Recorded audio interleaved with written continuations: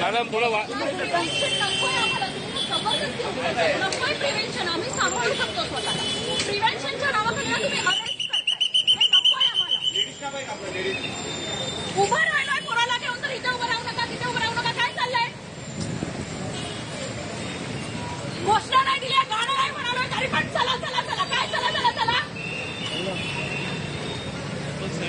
उभं पण राहायचं नाही. आता कसली अभिव्यक्तीबद्दल बोलताय आणि कसल्या लोकशाहीबद्दल बोलताय तुम्ही?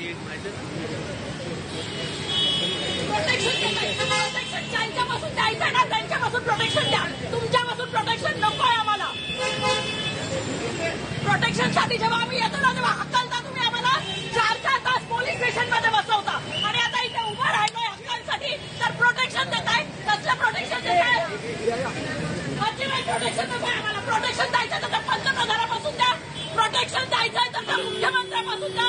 प्रोटेक्शन द्यायचंय तर त्या मंत्र्यापासून द्या. नाही पाहिजे आम्हाला पोलिसांपासून प्रोटेक्शन, नाही पाहिजे आम्हाला पंतप्रधानापासून प्रोटेक्शन. प्रोटेक्शन आम्हाला हवं या पोलिसांपासून. उभं राहू देत नाहीये. इथे उभं राहायचं नाही. आम्ही शहीदच्या भूमीवर उभं राहायचं नाही. जिंदाबाद जिंदाबाद जिंदाबाद. विद्यार्थी एकता जिंदाबाद जिंदाबाद.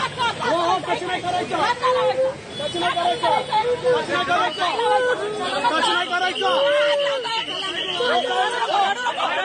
रडू नकोस, रडू नकोस, रडू नकोस.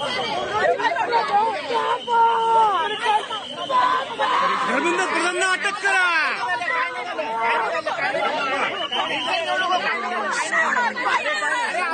आणि